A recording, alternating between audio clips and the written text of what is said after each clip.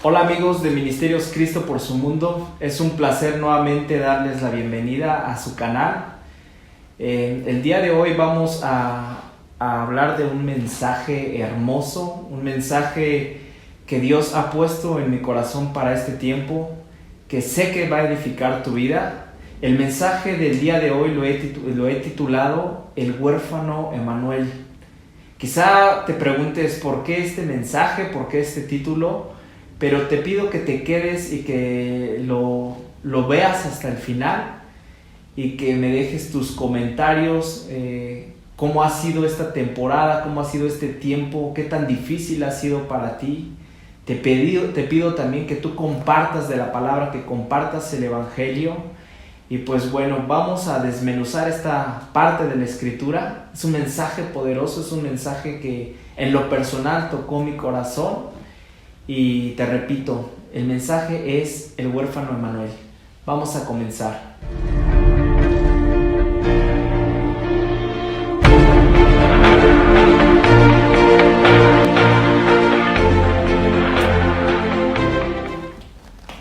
A lo largo de la historia, Dios ha dado a notar a través de diferentes nombres que han representado una necesidad en un tiempo específico. Y es posible que Elohim y Yahvé o Jehová sean los nombres más comunes que tú y yo conocemos. Son los más utilizados para referirse al Señor. Sin embargo, hay otros nombres atribuidos a Dios como Adonai, Abba, Rafa, Shalom, Raí, Shebaot, Nisi, Jireh, Elión, Shaddai, que por cuestiones de tiempo no puedo detenerme a dar el significado de cada uno de ellos.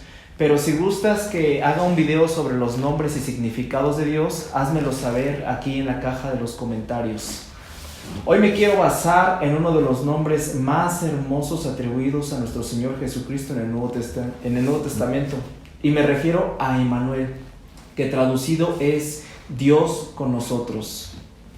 Recordemos siempre que Dios utilizó algún nombre de los anteriores que mencioné, porque estos nombres representaban la necesidad a cubrir en un tiempo determinado o simplemente para definir su carácter, para darse a conocer a su pueblo. Por ejemplo, Jehová Jireh o Yahvé Jireh significa proveedor o Dios proveedor. Este nombre fue utilizado por Dios cuando proveyó un carnero como sustituto de Isaac para el sacrificio. Recordemos que cuando Abraham llevó a sacrificar a Isaac, justamente antes de sacrificarlo, Dios le dijo: detente, por medio de un ángel, y había entre las zarzas un cordero atorado que fue el que se utilizó y sustituyó a Isaac para el sacrificio.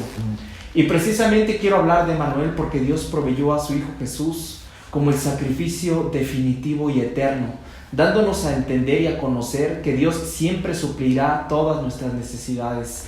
La Escritura nos menciona en el libro de Hebreos 9:22, en la carta a los Hebreos 9:22, que sin derramamiento de sangre no hay remisión de pecados, es decir, no hay perdón de pecados. Y todos recordamos con mucho amor las palabras que Jesús, estando en la cruz, pronunció diciendo: Dios mío, ¿por qué me has desamparado? Es por eso que el título que he dado a este mensaje es el clamor del huérfano Emanuel. El versículo citado está en Mateo 27:46, tú lo puedes leer en tu Biblia, también en Marcos 15:34, y este ha sido objeto de innumerables preguntas acerca de la fidelidad de Dios para con su Hijo. Muchas personas inclusive han utilizado esta cita bíblica para decir que Dios abandonó a su propio Hijo sin importarle. Pero ¿qué es lo que realmente quiso decir y qué es realmente lo que nos enseña esta porción de la Escritura cuando Jesús murió físicamente en la cruz? Bueno, el versículo que te mencioné está en Mateo 27:46 y dice que cerca de la hora novena, esto es aproximadamente a las 3 de la tarde, algunas versiones lo ponen de esta manera, Jesús exclamó a gran voz diciendo: Elí, Elí, lama sabactani. Esto es: Dios mío, ¿por qué me has desamparado? Notemos algo, Jesús no estaba cuestionando a Dios, estaba recitando las primeras líneas del Salmo 22, el cual dice: Dios mío, ¿por qué me has desamparado? ¿Por qué estás tan lejos de mi salvación y de las palabras de mi clamor? Estas palabras las estaba recitando Jesús haciendo mención a ese salmo. Pero también estas palabras que pronuncia Jesús expresan la profunda angustia, la profunda agonía que sintió cuando tomó sobre sí los pecados del mundo y el Padre tuvo que abandonarle. Esto fue lo que temió Jesús cuando oró a Dios en el monte del Getsemaní, diciendo que se apartara de él esa copa. Muchos creemos que cuando Jesús oraba a Dios pidiendo que hiciera pasar de él esa copa o ese momento desagradable, creemos que es porque Jesús no quería padecer físicamente las torturas de los romanos. Esto lo podemos apreciar en Mateo 26:39, que dice: y poco más adelante yendo Jesús se postró sobre su rostro y oró diciendo: Padre mío, si es posible, haz pasar de mí esta copa, pero no se haga mi voluntad, sino la tuya. ¿Tú eres de los que cree aún que Jesús se refería con estas palabras al padecimiento físico por el cual iba a atravesar? Porque déjame decirte que Jesús sabía de la brutal manera en la que iba a ser torturado, en la que iba a ser desollado, sabía de la agonía física que iba a padecer por amor a ti y por amor a mí. Y te repito, muchos creemos que Jesús trataba a toda costa de evitar tan grande dolor físico, tan grande dolor en su cuerpo. Y es lógico, ¿a quién nos gustaría padecer injustamente lo que padeció Jesús? Sobre todo siendo inocente. Sin embargo, este no era el temor que Jesús tenía. Es cierto que la agonía física fue horrible, fue angustiante, pero fue mucho más angustiante el periodo de separación espiritual entre él y su Padre, quedando huérfano. Dios le había abandonado temporalmente a causa del pecado tuyo y mío. Jesús sufrió esta muerte doble, de modo que nosotros nunca tuviéramos que experimentar la separación eterna de Dios, de modo que tú y yo nunca tuviéramos que sentir lo que Él sintió. Jesús arropó todas nuestras necesidades y aún todos nuestros dolores para que sobre Él fuera descargada la ira de Dios. ¿Y por qué me refiero a muerte doble? Bueno, la Escritura nos dice en Filipenses 2:8 que hallándose en forma de hombre, se humilló a sí mismo, haciéndose obediente hasta la muerte y muerte de cruz. Si lo notamos, dice 2 veces la palabra muerte, refiriéndose a 2 tipos de ella. La primera es la muerte espiritual que padeció Jesús por amor, y la segunda fue la muerte física que experimentó en la cruz, de igual manera por amor a ti y a mí. Por eso dice la muerte y muerte de cruz. Una fue la muerte física y otra fue la muerte espiritual que él experimentó. La Escritura también nos menciona muchas cosas que Jesús hizo por amor, pero ahorita nos estamos basando precisamente en la enseñanza del huérfano Emmanuel. Jesús sabía que esta separación temporal de Dios llegaría en cierto momento, y que cuando llegara ese terrible momento de agonía, cuando llegara ese presagio que él tenía, Dios echaría sobre él los pecados del mundo y lo haría pagar a él, siendo inocente. Esta separación fue lo que le aterrorizó a Jesús. Por este motivo oró con tanta angustia en el Getsemaní. La agonía física, es verdad, te repito, fue horrible, pero la separación espiritual de Dios y su Padre fue la tortura mayor. Las palabras que él pronunció fueron: Elí, Elí, lama sabactani. Estas palabras habladas en arameo son un grito que refleja el desamparo que Jesús padeció al llevar sobre sí los pecados del mundo. Y quiero fundamentar esto que estoy hablando. Esto está en la carta de la segunda a los Corintios 5:21, que dice: al que no conoció pecado, por nosotros se hizo pecado, para que nosotros fuésemos hechos justicia de Dios en él. Fíjate bien que dice al que no cometió o conoció pecado. Es hermoso.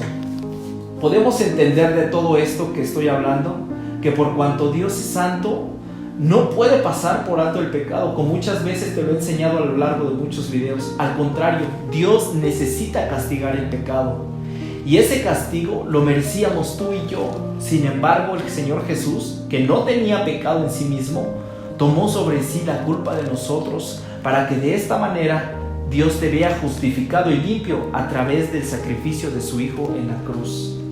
Cuando Dios, como juez, miró y vio nuestros pecados, los juzgó sobre el sustituto sin pecado, que fue Jesús.